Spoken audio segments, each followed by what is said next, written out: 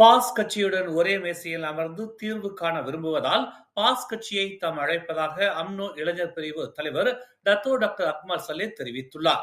எந்த ஒரு பிரச்சனைக்கும் தீர்வு என்பது இருக்கும். அப்படியான தீர்வை நோக்கி தாம் நகரவிருப்பதால் பாஸ் கட்சியை அழைத்திருப்பதாக மலாக்கா மாநில ஆட்சிக்குழு உறுப்பினருமான டாக்டர் அக்மல் சலே தெரிவித்துள்ளார்.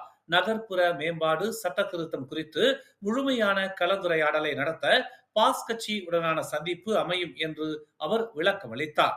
மலாய்க்காரர்களின் நிலம் URA நகர்ப்புற மறுசீரமைப்பு சட்டத்தால் பாதிக்கப்படுவதாக இருந்தால் அம்னோ அதனை ஆதரிக்காது என்று அவர் கூறினார். அதேவேளை மலாய்க்காரர்களின் நிலம் பாதிக்காமல் அரசு துறைகளின் மூலமாக மேம்பாட்டு பணிகளை மேற்கொள்வதற்கான சாத்தியங்களையும் இந்த சந்திப்பின் மூலமாக உறுதிப்படுத்த வேண்டும் என்று அவர் தெரிவித்தார். URA நகர்ப்புற மறுசீரமைப்பு சட்டத்தை கண்மூடித்தனமாக எதிர்த்து போராட்டம் நடத்துவதால் எந்த ஒரு பயனும் இல்லை என்று அவர் குறிப்பிட்டார்.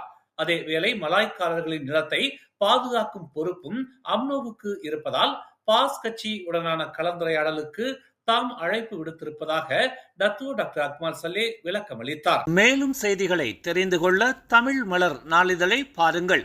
உடனுக்குடன் செய்திகளை தெரிந்து கொள்ள தமிழ் மலர் இணையதளம், தமிழ் மலர் செயலி மற்றும் மலர் டிவி யூடியூப் சேனலை வலம் வாருங்கள். எங்களோடு இணைந்திருக்க மலர் டிவியை பதிவு செய்து கொள்ளுங்கள். உறவுகள் மகிழ்ந்திட விருப்பம் மற்றும் பகிர்வு சேவையை சொடுக்கிடுங்கள்.